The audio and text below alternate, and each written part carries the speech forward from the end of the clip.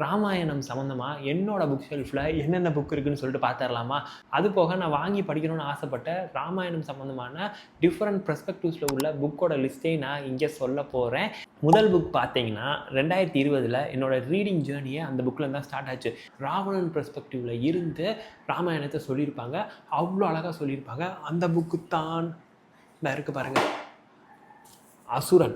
இது ஆனந்த் நீலகண்டனால் எழுதப்பட்டது. முழுக்க முழுக்க ராவணன் சைடு இருக்க கெட்டதையும் சொல்லியிருப்பாங்க, நல்லதையும் சொல்லியிருப்பாங்க. ராவணனோட நல்லதையும் கெட்டதையும் இதுக்கு மேலே யாரும் அழகாக காட்ட முடியாது அப்படிங்கிற அளவுக்கு ஆனந்த் நீலகண்டன் அவர்கள் அவ்வளோ அழகாக அந்த புக்கில் காட்டியிருப்பார்.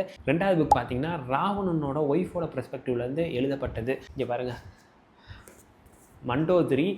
இது கோரல்தாஸ் குப்தாவால் எழுதப்பட்டது. இது மண்டோதரி பெர்ஸ்பெக்டிவ்ல இருந்து அவங்க எப்படி ராமாயணத்தை பார்த்தாங்க, அவங்க எப்படி முதல் ராவணனை பார்த்தாங்க, ராமரை பார்த்தாங்க, இந்த மாதிரி எல்லா விஷயங்களும் இந்த புக்கில் சொல்லப்பட்டிருக்கோம். அவங்க எப்படி வாரை ஹேண்டில் பண்ணாங்க, ஒரு பெண்மணியாக தன்னோட கணவன் வாருக்கு போயிட்டான்னா அந்த பெண்மணியோட ஃபீலிங் எப்படி இருக்கும், அவங்க தன்னை சுற்றி இருக்க சுற்றுப்புறத்தை எப்படி பார்த்துக்கணும் அவங்க கணவன் இல்லாதப்ப, இந்த மாதிரி எல்லா விஷயங்களும் இந்த புக்கில் ரொம்ப தெளிவாக சொல்லப்பட்டிருக்கோம். தாரா கோரல்தாஸ் குப்தாவால் எழுதப்பட்டது தான். இது வாலியோட ஒய்ஃபான தாரா பற்றிய கதை.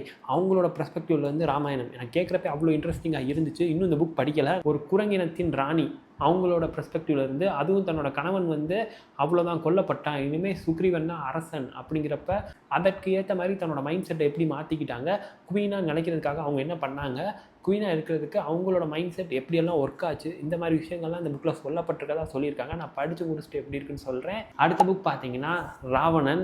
அமிஷ் எழுதின வெர்ஷன். அமிஷ் இதிலே ராமன் ஒரு வெர்ஷன் எழுதியிருக்காரு, சீதான் ஒரு வெர்ஷன் எழுதியிருக்காரு, வார் ஆஃப் லங்கான்னு எழுதியிருக்காரு. இது ஒரு சீரீஸ் ஆஃப் புக்ஸ் தான். அதில் நம்மகிட்ட ராவணன் மட்டும்தான் இருக்குது.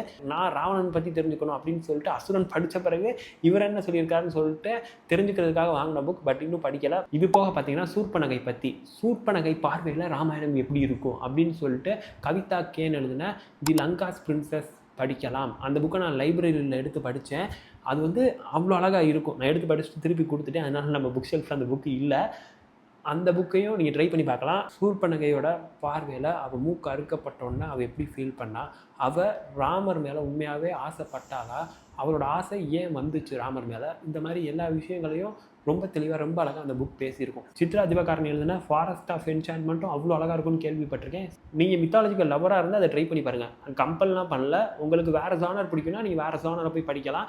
பட் எனக்கு மித்தாலஜி பிடிக்கும், ராமாயணத்தை நான் இன்னும் டீட்டெயிலாக தெரிஞ்சுக்கணும், இன்னும் அப்படின்னு சொல்லிட்டு என்ன மாதிரி ஒரு ஏர்ஜோடு இருந்தீங்கன்னா நீங்கள் கண்டிப்பாக இந்த புக்ஸ் எல்லாம் படித்து பார்க்கலாம். பாய்.